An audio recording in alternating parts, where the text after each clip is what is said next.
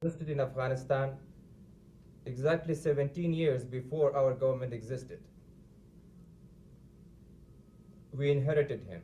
And the fact is that such people were instigated by the CIA and by the government of America in that time to go and fight the Soviets. And such people were called the heroes of independence. And all of a sudden, they have changed now to terrorists. We don't say that we are defending terrorism, but we need to know whether they are really terrorists or not. We were called the puppets of America until 1998.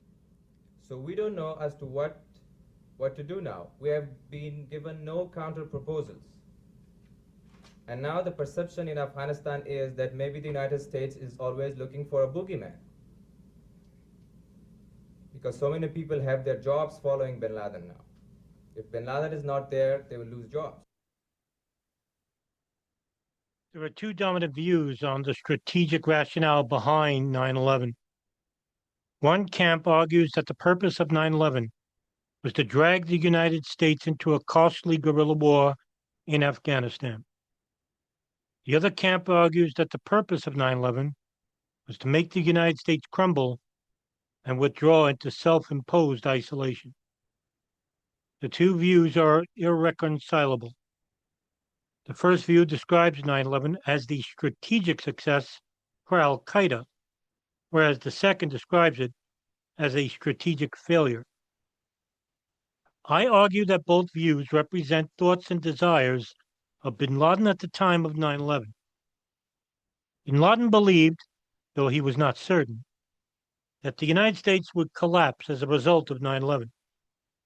Bin Laden was willing to, though it was not his first choice, to meet Americans in face-to-face combat in Afghanistan. However, none of the views presented earlier gave an accurate description of al-Qaeda's pre-9/11 strategy.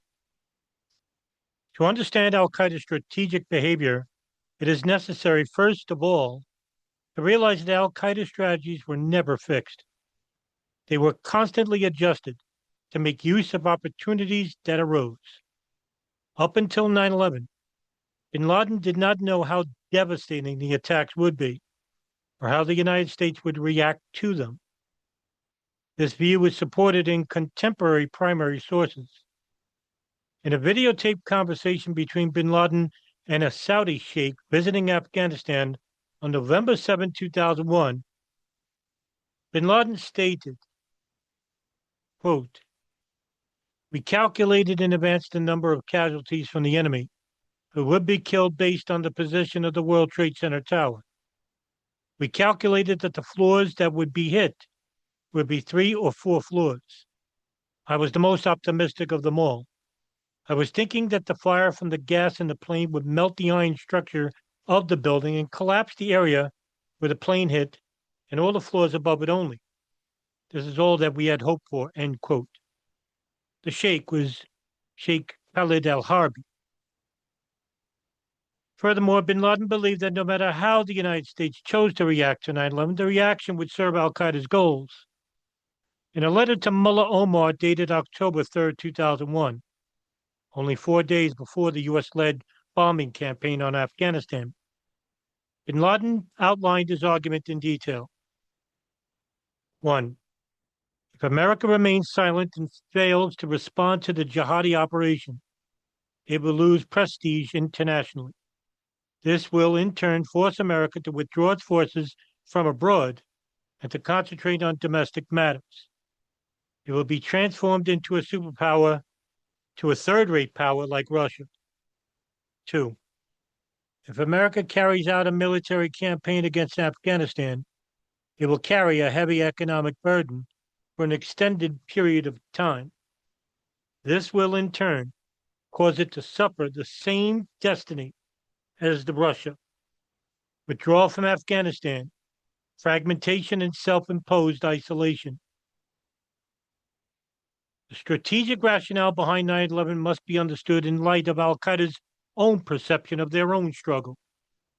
In June 2001, bin Laden described al-Qaeda's struggle as a three-phased process. First, to expel the Americans from the Middle East. Second, to oust the local Arab governments. Third, to establish Islamic governments in their place. In 2001, Al-Qaeda was still in the first phase of the struggle. The goal of this phase was to expel the Americans from the Middle East, primarily through a strategy of international terrorism.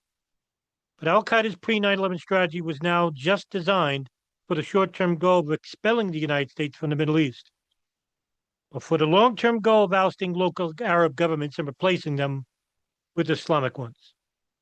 This is why Al-Qaeda followed a dual strategy in Afghanistan: organization building and international terrorism. No matter the outcome of 9/11, Al-Qaeda needed a resilient organization in Afghanistan. If the United States collapsed after 9/11, which is likely what bin Laden hoped for, Al-Qaeda would be ready to move to the second phase of their plan: a campaign of revolutionary violence in the Middle East. If the United States invaded Afghanistan, Al-Qaeda would continue with the first phase of the plan, but with a different military strategy that involved guerrilla warfare on Afghan soil. Afghanistan thus played a central part in Al-Qaeda's war-fighting strategy prior to 9/11 as a launchpad for Islamic revolution, or alternatively, as a graveyard for Al-Qaeda's enemies.